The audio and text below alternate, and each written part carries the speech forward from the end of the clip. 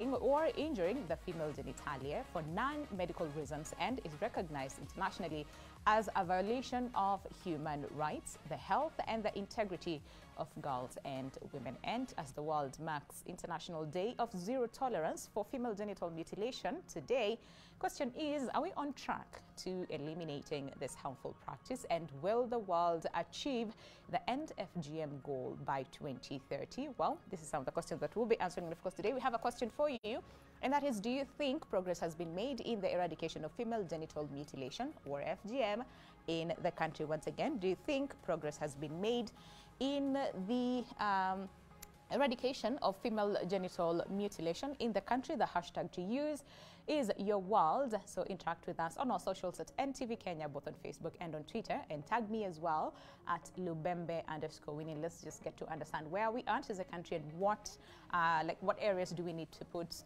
more effort and strength as well to make sure that we eradicate this harmful practice, that is by the year 2030. And of course, we all know here in the country, the former president, that is Uhuru Kenyatta, had made a firm commitment to put an end to female genital mutilation by the year 2022. We're in 2023, all right? So where are we? Has progress been made on the same? So of course, that is what we'll be delving deeper into the same. So if you want to contribute by any way, either on our socials or you want to call in live, the numbers will be down on your screen in just a moment. So to help us drive the conversation, we are joined by Asenath Mwithiga, who is the CEO of Orchid Project. So good to see you this morning. Thank you so much for making time for us. And of course, we also have Tony Mwebia, who is a founder and executive director, Men and FGM Foundation. Good to see you this morning. Karibu sana. And of course, we also have Leshan Kereto, who's the chairperson, UNFPA Youth Advisory Panel, joining us via Zoom. Leshan, good morning. I hope you can hear me. I can hear you clearly. Okay, perfect. All right. So I want to start with a few comments. I don't know if we have compiled some, Denga, or I can just read from here. And that is as far as the question that we asked, and that is, do you think progress has been made? And that is in the eradication of female genital mutilation, just to get, your comment. So this is Peter Kiprop, who says, why fight against your culture and yet the white man is spreading, their culture to you? We did not have gays in our culture. The court has ruled on this to be someone's decision. So if someone is 20 years, let her make her decision. All right. And then someone else says, and this is as far as the progress says, yeah, there's little achievements, although there are still some notorious communities around the world. I think that is what they meant to say. But we do appreciate what have been done so far. And then someone else says FGM has to continue, and I think on how to fight corruption in Kenya. Now, FGM has turned to be a political thing where we cannot get it out, but spread it more. What do you make of those comments? And this is just some of the few comments that, I've sampled. We still have some, much, much more that, of course, we'll go through as we continue with the conversation. Asenath, what do you make of this? Well, it's very interesting to hear what the public have to say in terms of whether the progress has been made or not. Yeah. And also the first one, whereby they're saying that if someone is 20 years... Yes, where someone is 20 years old, that they should be given, their right to choose. We had this conversation some years back in this country where there was a case in court, and a medical practitioner went to court to request if people can consent to FGMC. So I can see where some or such context can be drawn from. And to respond to that is that really FGM is a violation of human rights, and therefore, irrespective of what someone feels, they should not be allowed to consent to the practice, regardless of whether they are minors or whether they are adults, because it's a criminal offense. It's the same way as we can't say that because I have my life, I can take it. You can't do suicide, because it is a criminal offense. And also the other one who says that it has been politicized. Well, we'll discuss that further, but what I know is progress is being made in this country. When you look at the Kenya Demographic Demographic Health Survey of 2022, we are seeing that the women and girls between the ages of 15 to 49 years, the percentage is 15%. Yeah. Of course, we have questions about 0 to 14 years, what's happening there. And when we say that FGM is being practiced in 0 to 14 years, you know, infancy all the way to adolescence. So there's a research gap or a statistical gap that that has not been, you know, incorporated in the or counted in the Kenya Demographic Health Survey. But in terms of the progress, Kenya is seen as one of the countries that is leading in this campaign to end FGM globally. At Orchid Project, we work globally. It's an international organization working to end FGMC. We're in Asia, we're in Africa, we're also in Europe, and we can for sure attest that Kenya has done many achievements or many progresses towards accelerating the end of FGMC. You've mentioned the former His Excellency, the President, Uhuru Kenyatta, made a commitment to end FGM by 2022. And that saw a lot of momentum, you know, accelerating and people coming together, galvanizing. And even the current President, Ruto, made the commitment that he's also standing to ensure that FGMC is ended. Are we there yet? I know we were to end by 2022. We are not there yet. But we, the country is doing so much. The government is creating an enabling environment. The civil society organizations are working, you know, like this theme for this is about partnering with men and boys, you know, to transform gender and social norms. So we can see most of the players are taking, you know, their space and they are claiming it. The young people are coming on board and they are also becoming the decision makers and they're supporting in the cause. So lots is being done. We are not there yet, but we can say for sure that there's progress that has been made. I hear you. All right, Tony, what do you have to say? And especially when it comes to the involvement of men, and this is in the fight against, I mean, to eliminate FGM. But then again, basing on what the people are saying, because I can see someone else actually saying, you know, that it was not a problem until someone came and sort of like, you know, changed our mindset when it comes to FGM. Thank you so much for having me in this discussion this morning. I would like to say that everyone is entitled to their own opinion, but it doesn't mean that your opinion is the right thing.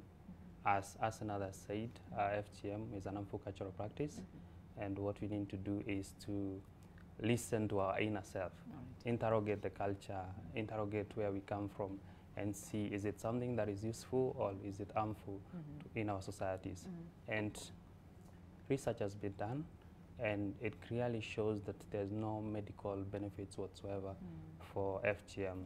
So I believe that we need to stop blaming the white people for everything and start asking ourselves, if it's not useful to ourselves in any way, why should we continue practicing this this culture? Okay. Yes. All right. And very quickly, let's move to Leshan. Leshan, I'm sure you've heard what some of the people have to say, and this is as far as the fight to eradicate or to eliminate female genital mutilation. You know, someone is saying if someone is over 20 years, give them that decision, you know, give them that chance to make the decision for themselves. What do you make of this? So much. I think on that comment, it's really, really interesting because it shows us as a society where we at the moment, because if someone has to choose a violation of human rights as a choice, then it tells us what our options as a society. I think that is not founded. It's not something we can agree to. And the case has was turned over. It's not something that is right. It was not accepted in this country. And yes, we just have a choice to choose what we want, but we cannot choose a violation of human rights, something that has been outlawed globally, outlawed in this country, right from the highest level to the lowest level. It has been outlawed. It cannot be an option. And so, you know, I'm just asking myself here from joining me from Narrow County is, who chooses a culture that really brings all these repercussions to us? Who wants to be given an option to be able to choose? And especially those that say that it should be allowed are actually not really the people who are going to be subjected into. We only say it's okay when it has to affect someone else that you may never get to meet and you may never get to see those repercussions. So I think we should go back to ourselves and also look at our options, what are our values as a society, and let us now, you know, leave these options to be made based on factual data, based on what has been decided by a country. Yes, the second comment on the part of political engagement. Yes, political engagement is very important here. even if it's mentioned on or on political platforms, the highest in the office of Kenya has decided that it's outlawed. And that is important because politicians are the people who make our laws, and they are also part of family. They are part of the community that we are in. They are the men and boys that we are trying to engage, and they are also supposed to have this conversation. And so having this spoken about politically is something that is okay. It's something that we must make sure that even as champions, we must make sure that we are as vibrant as those political engagements, make sure that we choose a side as a country that we outlaw FGM, and that it shouldn't be an option for young girls to be hurt, to be put into choosing into something that they may not have enough information for. Absolutely. And of course, again, remember what you talked about, the 0 to around 14. They do not have that right to choose what it is that they want, and especially here in the country, because majority of the times is whatever decision, a decision has to be made for you. So you don't really have a voice, in as much as saying, listen, I do not want this, or, this is what I want instead. So for those people who are like, no, this is culture, we have done this, over and over again, things have been okay until someone came and started feeding people, this question about it's bad and all those things. Can we just talk about how female genital mutilation is a violation of human rights, first of all, just to establish base for those people who don't really understand how, that is the case. Can you take us through that, Asana? Yes, I can. One of the things, maybe before I talk about how FGM is a human rights violation, is the fact that culture is not static, it's dynamic. And we, just because forefathers and foremothers used to do certain cultural practices, it didn't mean it was right. Yeah. And once now that we understand that it is a violation, then we should move away from that and really be able to conform. And that is a challenge. People don't want to conform because of the societal expectation, because of the honors and all the things that come with that.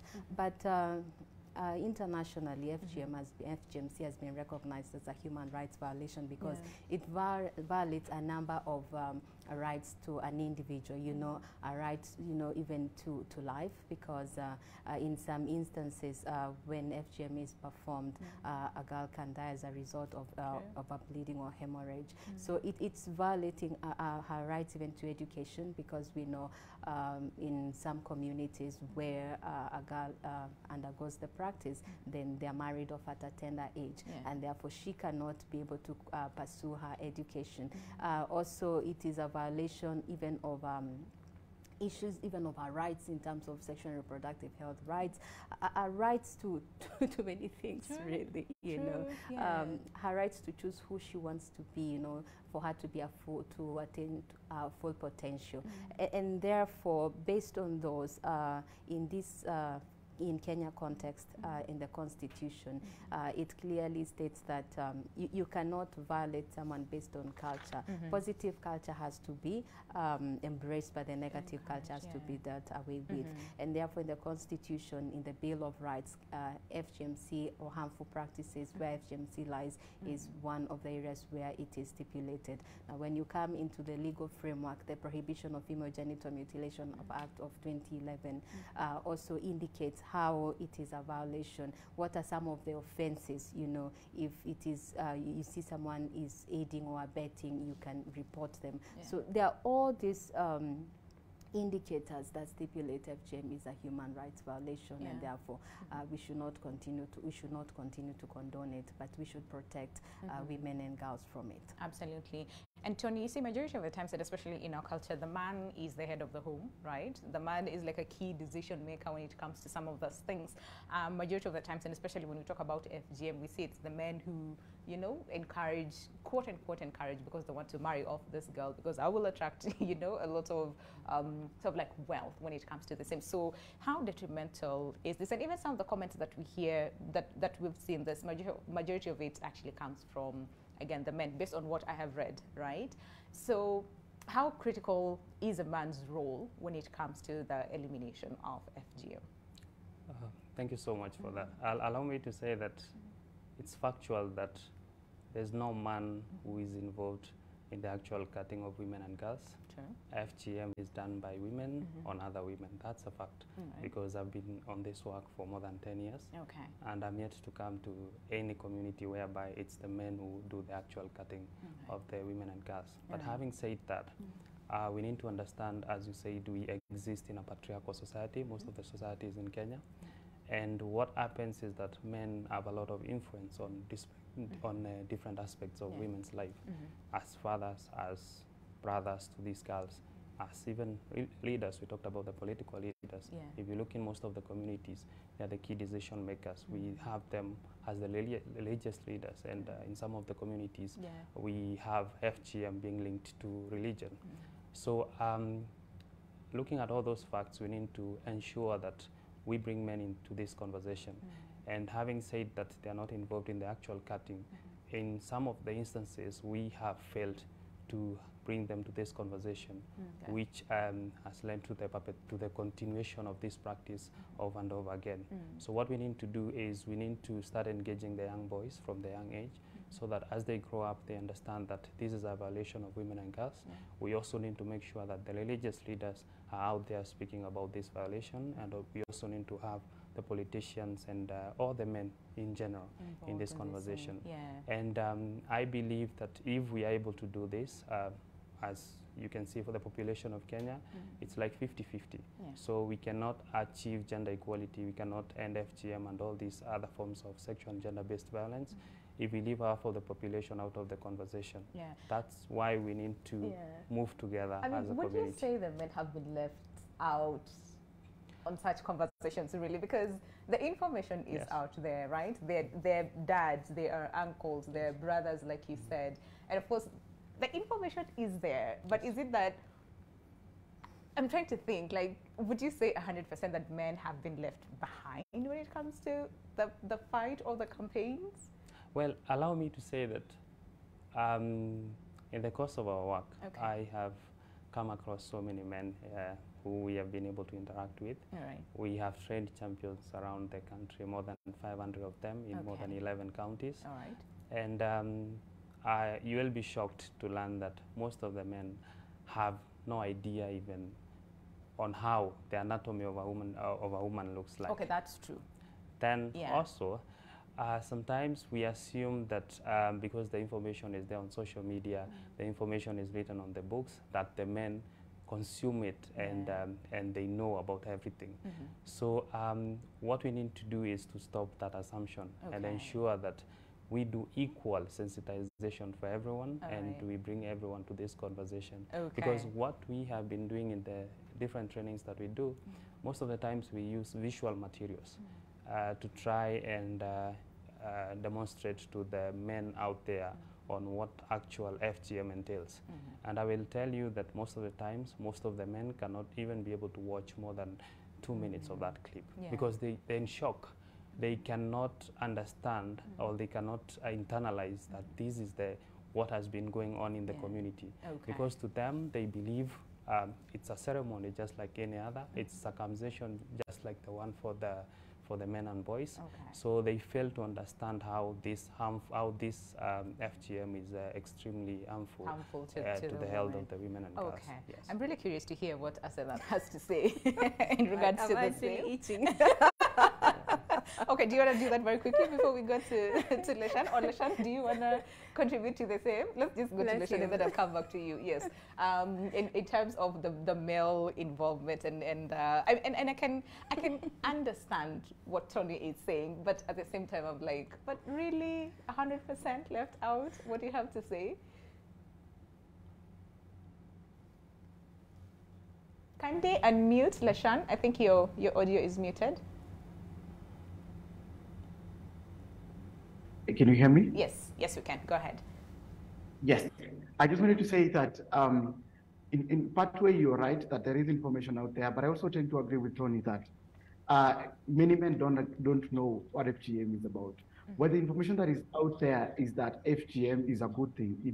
It's a condition for marriage. That is what they know. Beyond that, they do not know anything. I will tell you this because I've done an initiative on Students Against FGM initiative, and I was engaging once in a Maasai group of Maasai university students. And we had an engagement and I was just creating awareness on FGM. And one graduate, one was about to graduate, and he mentioned that in our land, in Narok, we have a drought because girls have not been cut. It's bringing a bad omen, and that is someone who is graduating. And so they say girls must be cut so that blood falls into the ground and it rains. Remember, that's a graduate and also a man from a Maasai community. The information that is out there is not actually helping to cascade to the end of FGM. What we are saying is that men have not been fully engaged even into the advocacy and activism against it. What they know is that it's a woman's issue. And let me tell you that in these communities, even when we're doing our engagement, I was recently in Marsabit, and men cannot sit closer to women, same to Narok, same to other communities. If they cannot sit physically, how can they share and talk about the repercussions of FGM? Yeah. So these men do not actually know the repercussions beyond it. Yes, you're married to someone who has fistula, but you have no idea. Someone who is bed, but you don't know that it was caused by FGM. This information is there, but it's not helping. That's why we're saying that men should not only be engaged when it comes to knowing that FGM is a requirement for marriage, but they should also be told that it's a violation of human rights. They should also be told that it causes repercussions, and that they should know that sexual and reproductive health of that young girl will be affected. And now they should also be engaged in changing social norms, because remember, FGM comes into the sexual and reproductive health component. They must also be engaged to know that there are other areas that will be violated when FGM happens. So information is there. I agree that men are part of society, but they have not been engaged fully when it comes to FGM. Men do not know, and I will tell you that after if you come into a grassroots engagement, at the beginning, men are strongly saying that FGM is good, because they think it's ideal for marriage. And then after the end, they will be like, no, this is not something we thought. We didn't think it's this deep. We didn't think it even has mental health components. We didn't even think that there would be fistula or maternal deaths or other conditions that are caused by FGM. What they knew is a prerequisite for marriage. And so this is the information that we're saying men and boys should be engaged beyond knowing that statement, even into being activists and champions for change. I'm really curious then, from the two of you, that is Leshan and Tony, then how can men be engaged so that you feel you are engaged? Because like you're saying, it's true. The information is there, but then again, men are not 100% engaged. So then how do we change the approach just to make sure that, men feel engaged into this? I mean, of course, that again coincides with this year's theme, that is on partnership with men and boys to transform social and gender norms to end female genital mutilation. And for the men, again, who are watching us today, and you're like, yeah, by the way, it's true. We have not been engaged. How well or how different would you want to be engaged? And this is in the fight that is to eliminate female genital mutilation by the year 2030. But very quickly, Asnath, let me hear from you based on what Tony and Leshan are saying. Well, I agree partially. Okay, partially. All right. Yes, because even with the women and girls, not everyone understands how or why we should not end FGMC. So that is why I'm agreeing partially. But in total agreement that men and boys have not been fully involved in the campaign to end this practice because of how maybe the campaigns were coined to start with, that it is a women and girls issue. And most of the times when you try to reach out to the men, they're like, no, those are issues of women, that's a women agenda, please just leave us, out of it. So as a result of that, women movement, went ahead to spearhead these campaigns, and now they're at a position where they realize that they can't go far. We live in a patriarchal society, and based on that, the men are the power brokers, the power holders, and therefore you have to retract a few steps to come and now bring them together, bring all of us together for us to have an equal society. I remember when I held my first engagement with men and boys back in the day days in 2012 with Morans. They didn't even want to talk about it because don't forget, this is a practice that is very secretive. It's very sensitive matter, and the way people have been socialized, men don't talk about women, you know, anatomy. So what are you telling me? You want me to talk about what?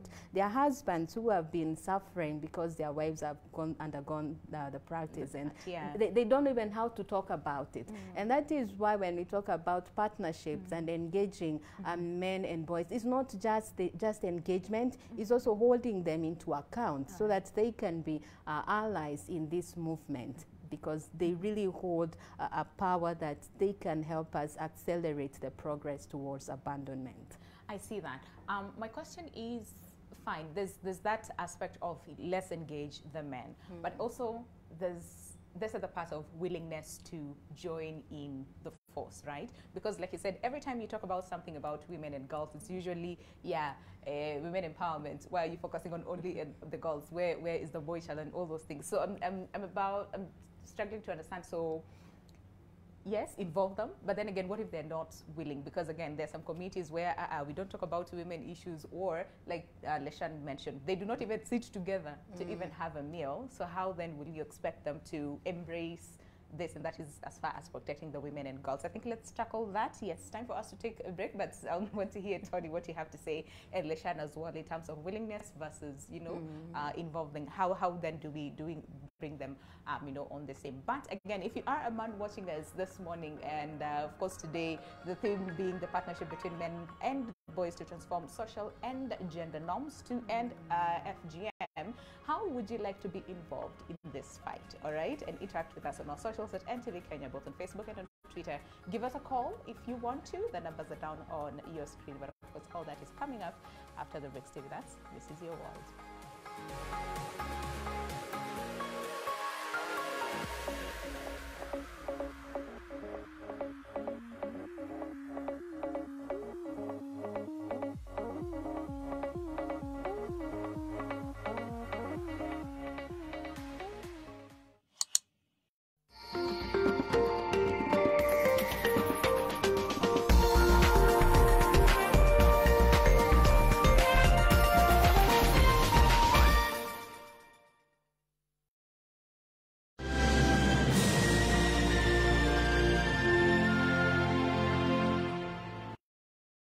Centum Real Estate brings to you 265 Elma 1 Apartments, the newest and most stylish development in Kasarani. Pay a deposit of 250,000 Kenya shillings and the balance in flexible installments or mortgage finance. They say it's in your nature.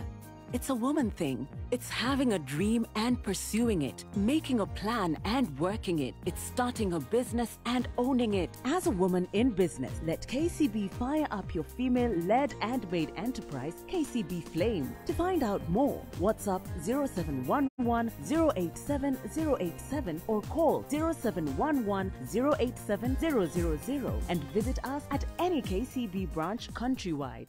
In your paper this week, where's our pay? Morale dips as Somalia peacekeepers demand salary arrears amid preparations to wind up mission. Papal visit. Pope Francis avoids thorny issues in DRC and Juba. Outlook. Hungry mouths. The irony of feeding Africa's starving millions. Plus our opinion leaders. Somalia is not just applying to join EAC, it is being invited in. Charles Onyango Obo. We the people, not just media, should query leaders on taxes. LC Eakuze. Kampala authorities are lucky now that serial litigant Mabirizi is in jail. Joachim Buembo. For these and more stories, get your copy of the East African. Trying to sum up Liverpool's season offers various comparisons and metaphors. It is the classic cliched case of one step forward and two steps back. The managerial career of Gennaro Gattuso has featured 7 clubs in 10 years. The Italian seemingly never around for a long time or a good time. Such is again the case at Valencia, where Gattuso has taken his leave after just 22 games in charge. The official line being, it was a mutual decision. Grow your biashara by accessing loans, investment options, convenient banking, network opportunities, and so much more. Njoo tukujenge. Visit any one of our 93 branches countrywide. Family Bank is regulated by the Central Bank of Kenya.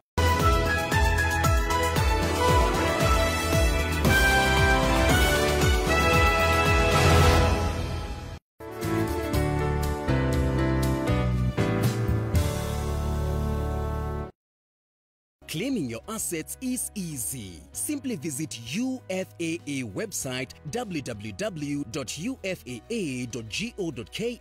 or dial *361# or visit Huduma Center near you.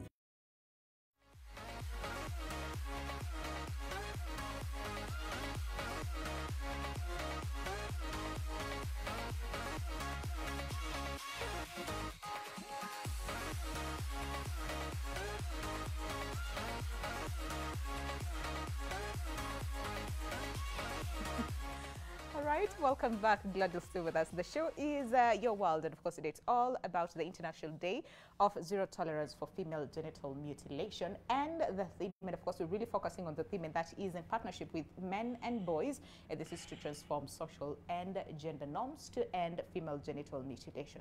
At the same time, we have a question for you, and that is, do you think progress has been made, and this is in the eradication of female genital mutilation? And we also want to know, as a man watching us this morning, how would you want to be involved? And this is in the fight to eliminate female genital mutilation. And remember, the goal is by 2030. We had our own goal in the country, and that is by 2022. We have not achieved it yet. Yeah, we're trying to see then, so what are some of the ways that we can enhance this fight so that we get to the 2030 goal, which is, again, you know, less than, what, 7 years, you know, to come. So what is it that we need to put a lot of strength on? But there's also that conversation about the male involvement and the question about willingness versus getting them involved. Again, Tony, let me start with you. Yes, it's good to want to involve the men. It's absolutely important to have, because again, a society cannot thrive when we divide, you know, people based on their genders. Like, this is just a woman issue and this is a men's issue. We all need to participate. But then again, the question of willingness.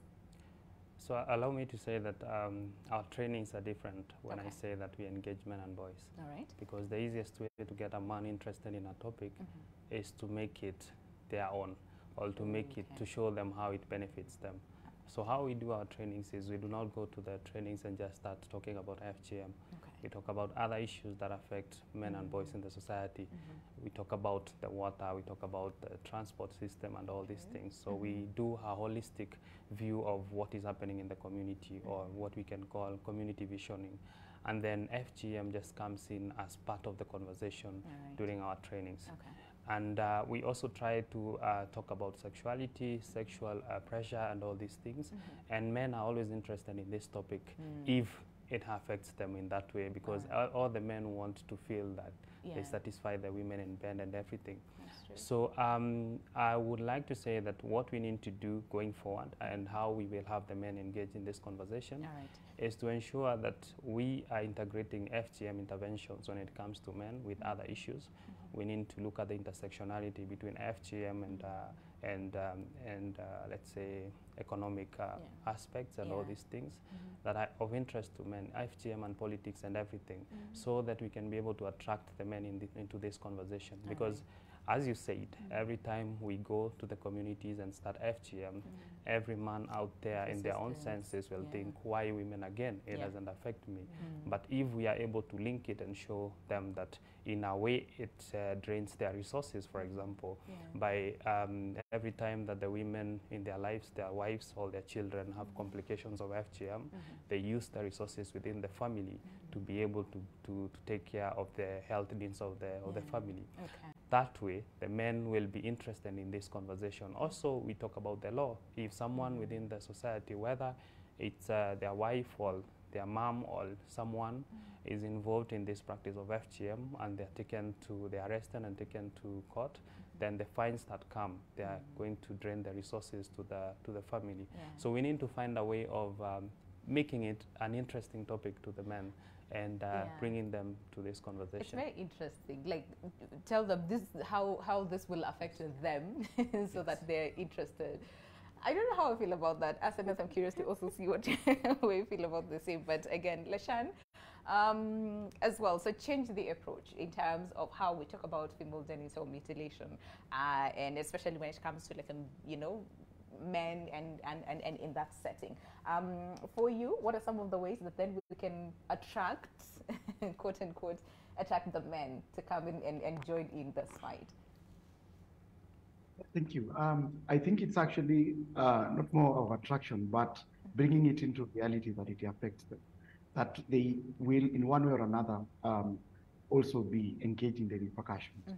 My experience in community work and even engaging as a student leader, as a leader in global spaces, and also in communities, church and everything.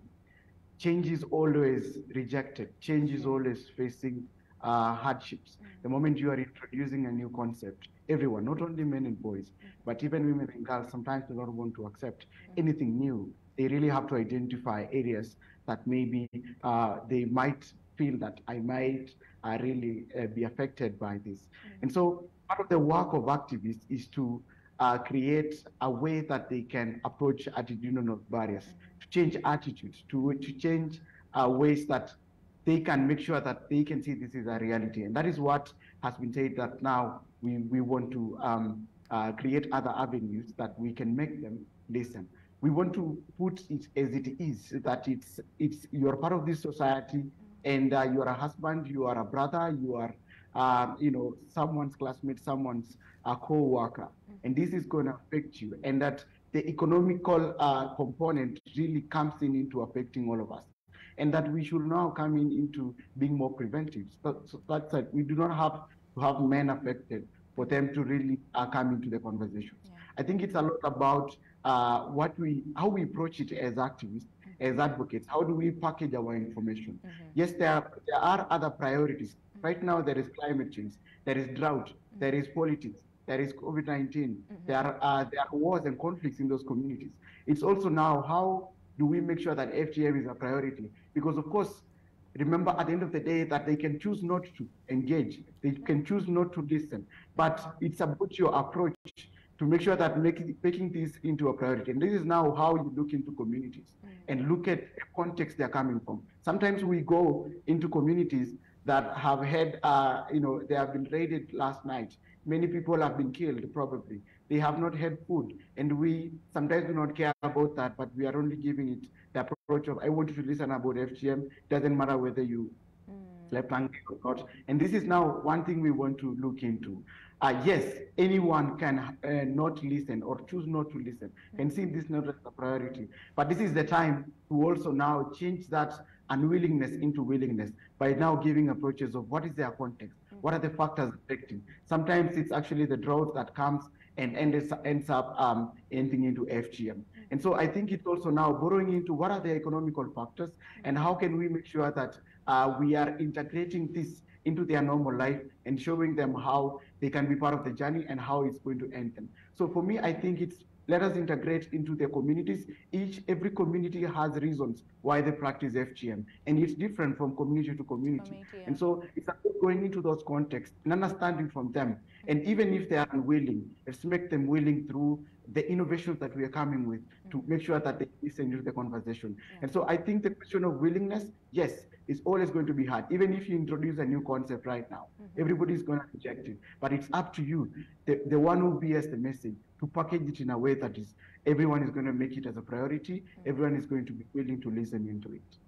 Yeah, I mean, and I hear you, and I'm happy that you sort of like highlighted a bit of my concern, and that is I'll only participate if it interests me in this sense, because my thinking is, why not just focus on that girl or that woman and what this does, to them, versus this is how I will be affected as a man if this happens. I don't know if that makes sense, but that was a bit of my concern. I don't know about you, Asana. Really, what maybe I want to say is, let's take a step back. Yeah. in communities where FGM is practiced, they don't regard it as a dangerous act. Yeah. They see it for them, they are conforming to society expectation. Yes. And conforming to the things that they're supposed to conform to. So when we talk about saying things that attract them, for them, I mean, they've already done that part, you know, they've ticked that box because they are conforming to their culture, to their social expectation. So at Orchid, what we do community-led programming and also looking at non-judgmental approach in terms of do no harm. We are coming in understanding that this is how people have been socialized all their life, and we have to be very sensitive when we're dealing with issues that are sensitive to their one's culture. And that is why I know you're baffled that why is it that they're not seeing it? Because for people who understand how FGM affects others, it's so easy for us to say, why are you not seeing it? But for them, they're not seeing it because that is how they've been socialized. For them, it's not any danger. So it's looking at the community wholesomely, you know, looking at it in a holistic approach, in the sense that how are issues of climate change, as we talked about on break, how is that affecting both men and women? What are the roles, you know, in these communities? What are the reproductive roles? What are the community roles, you know? And looking at how, because that is how now we'll be able to transform gender and social norms, because there are those roles that have been ascribed to women, there are those roles that have been ascribed to men, and for us to be able to have gender equality, we have to understand that there's some of these inequalities that are not helping the community to be at par. So that is why we have all these challenges. And talking about FGM in silo will not help us, because FGM affects a myriad of other issues. Economies, you know, sexual and reproductive health, looking at education, looking at when you look at the Sustainable Development Goals, you realize how one particular issue can affect, you know, all these issues. So we don't look at it in silo.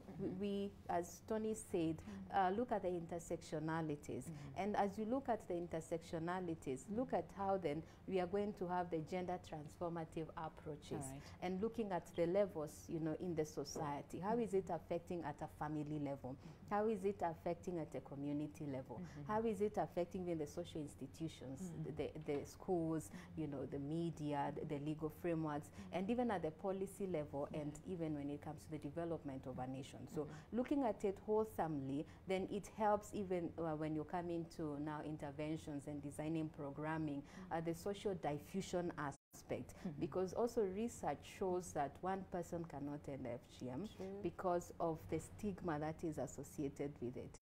If one girl says today I will not undergo it, that girl can even be lynched. That girl can even, you know, we have seen clips on social media on what is happening because a bold girl has decided that she will not have it practiced on, and then the entire community is against her. So the social diffusion is very necessary, and that is how we talk about that movement building, so that everybody comes on board and we're able to progress.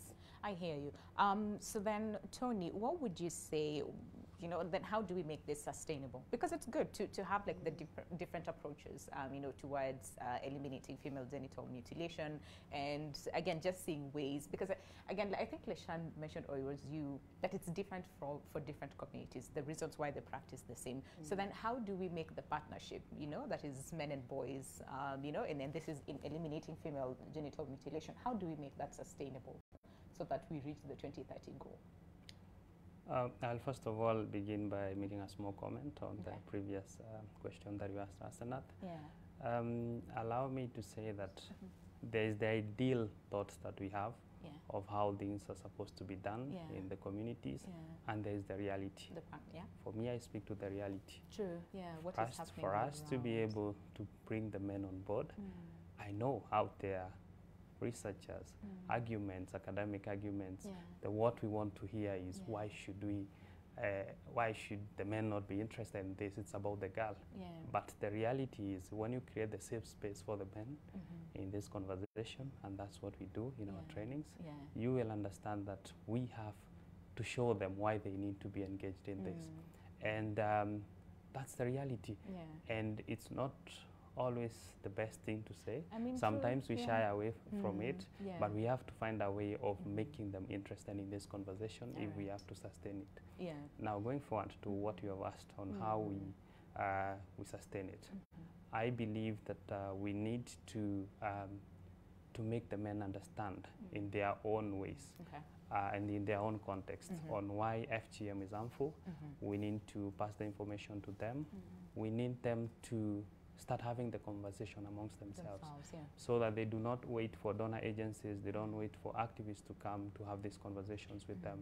We need to start having the conversation within our families, because this is the basic unit of the society. If the head of the family, if the young boys in the society begin to have this conversation from their tender age, as they grow up, they will understand how harmful this is. We need also to inculcate the culture of love within the society, so that when we say it harms the women and girls, the love that is within the family and the love that comes from, I believe, the values that we have in our societies, which in most cases we have the innate nature to protect each other, comes into play, and then that way we will be able to sustain this conversation. And as the other panelists have said, we need to see how we link FGM to other issues. Also, when it comes to the men and boys, we need to understand that it's not only FGM which is an issue to them. We have other serious issues affecting the boy child in these communities. We have issues to do with drug abuse, we have issues to do with HIV, we have issues to do with school dropout and all these things that are affecting the young boys out there. We need to see how we can bring this together so that the men feel that it's a conversation for the benefit of the society. It's like involving all of us, yes, not just it's the not women and just girls. about the women and girls. I hear you. Own the conversation. Yes.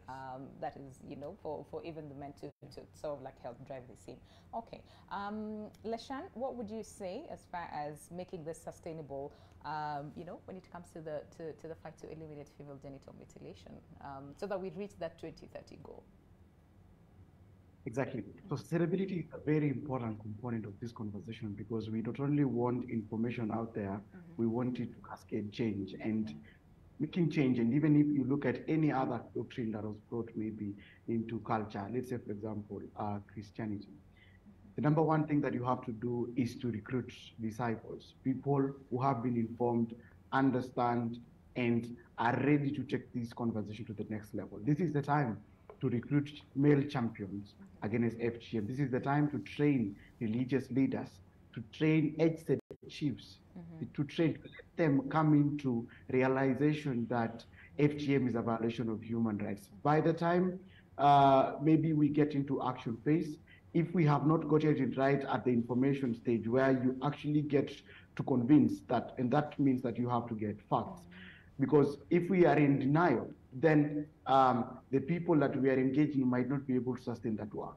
So one is bring on board disciples, train religious leaders, look at the people who are developing these customs in every community, who are developing these social norms, who is being passed on to.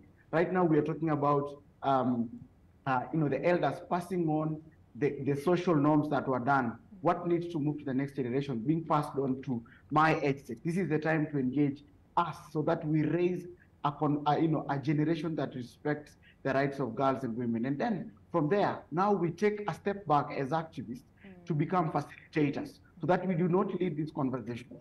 They need to lead. Each community needs now to regenerate, redesign, and develop new social norms that respect the rights of girls and women. That can only be done if it's community-led. That is why I've always felt, and I've always said, that we are missing it when we want to lead the conversation. Our work is facilitation. Let us recruit the right people, the people who actually are the key stakeholders in social norms transformation, and now give them the rightful information, because the whole action process starts with information. You have to inform, internalize, think about it, and that creates your character or habit. That one now ends up into your action. So the only way we are going to sustain this work is if we are going to bring on board the right people. Then let us take a step back and be facilitators. Let us give them information when they need. Let us take care of other needs that they might need. so that they do not get neglected or maybe are shocked or, put into situations that we know will make them not standing. We need to make sure that the people who are leading this conversation stand strongly, so that when issues come, when there is drought, when there are other issues, still they will choose to respect the rights of girls and women. So I think the sustainability component is having it community-led. Let those leaders now go down and educate their own people to make sure that they understand and now also borrow into the conversation, and it can be sustained. Then the next generation that comes on board makes it a rule in every household, every father, every church, every social norm context, every festival, even in churches, even in our own engagement, in our conversations when we're taking tea, in our conversation when we're having parties. Let it be a vibe that FGM is a violation of human rights. And when it's a vibe, you will get information that leads into your thoughts, leads into your actions. That way we can sustain these conversations as facilitators and not necessarily leading in every community. Absolutely. All right. I literally have 3 more minutes to end the conversation. And I wanted us to speak very quickly about the policies that we have. Very good policies. And this is as far as the fight against female genital mutilation. But I just want to hear from you. What are some of the gaps that, you have identified that this is in your, line of work, and what needs to be strengthened very quickly, and then couple that with your parting shot. I don't know if that is possible in 3 minutes. Let me start with you, Sunat. What are some of these areas that we need to strengthen, especially when it comes to our laws and policies? I always say that Kenya, we have very good laws and policies in place, and maybe one of the gaps that we have is implementation of these laws to ensure that culprits or perpetrators are brought to book. If it is a crime, then if someone commits that crime, they have to, once they are found guilty, then they have to be punished by the law. So implementation of the law has become a challenge, or has been a challenge. But on the flip side of it, it is a challenge because communities have not really embraced the fact that there should be, like whistleblowing on their own. I mean, what is, as I said, it is a social norm. So why should we be saying, or why should we be whistleblowing when someone commits that offense? So in one, the implementation; in the other, the communities have not really come to the full realization that they can actually report. So reporting has been also a gap. The other challenge we have is the social protection measures in place. For instance, let's take a family where a girl has undergone the practice, and the mother, the father, and all the guardians and the protectors have been arrested. Who takes care of this girl? Is it the government that takes care of the girl? Does the girl go to the rescue center? So there are a number of gaps when it comes to social protection measures that need to be put in place. And I know the law is being reviewed, revised or reviewed, and if some of these social protection measures can be put in place, that would be a good thing. So when it comes to the law is also a deterrent. Communities have to understand first. We have to get to a point where they get the knowledge, and that way then they will help in enable the law enforcers to be able to enforce the law. But as long as we have that gap in terms of knowledge, in terms of awareness, then we always say that there are gaps, and it's because that the community then are not able to do that. The other thing maybe to mention... 10 seconds, because I literally have to give the two a chance to... It's about medicalization, looking at that and really tightening the medicalization, because we are seeing the shift to medicalization. How to ensure that that also is... tightened as well. Absolutely. All right. Tony and Lashan, I think you're going to share 30 seconds each. All right. So, Tony? I will say as a parting shot that laws alone cannot end FGM. But for us to end FGM, we need strong laws and policies in this country. What do I mean? I mean that we need to do the sensitization to the community, and once we have done the sensitization and the communities do not follow through, we can now be able to implement the law. Also, I feel there's a gap in the domestication of the national policy on ending FGM. We need to make it county specific for budgeting purposes, so that the counties can be able to allocate money to the process of ending FGM, and the steering committees within the county levels. Absolutely. Thank you very much, Tony. And Leshan, very quickly, literally 10 seconds before we chase out of the studio. Yes, to just agree with what my colleagues have said, that there is a big gap implementation. We need to develop implementation policies in every county, in every ward, in every constituency. We need to see about ways that information can reach into each and every community. This can be done through young people. That's what you do at the United Nations Population Fund Youth Advisory Panel. This is the time to actually, tell it right that young people can now, get engaged in sharing all this information. And now let us look into the other megatrends that are coming on board. Let us look into COVID-19. Let our laws be adaptable to all those. And now let us now, even as men and boys, and as young girls and women, let us now come on board even to help with what's lacking. I think we can fully utilize the laws that we have for now because laws develop, but let us fully utilize this by going into implementation. Let us make sure at least there is reporting, there is action. Let us also look into action being taken because that is also a gap. And I think we are going to end FGM by 2030. Thank you so much. I like that. Ending the show on optimism and hope. I like that. Thank you very much, Leshan Kereto, Chairperson, UNFPA Youth Advisory Panel, as well as Tony Mwebia, Founder and Executive Director, Men and FGM Foundation, and of course not forgetting Asenath Muithiga, CEO, Orchid Project. Thank you so much, really, for coming by today and of course having this very important conversation.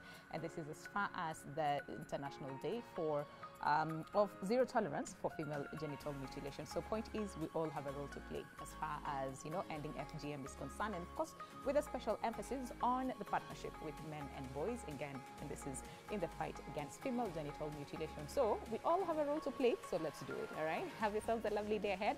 My name is Winnie Lubembe. I will see you tomorrow morning, same time, same place, but for now, stay safe and God bless. Goodbye.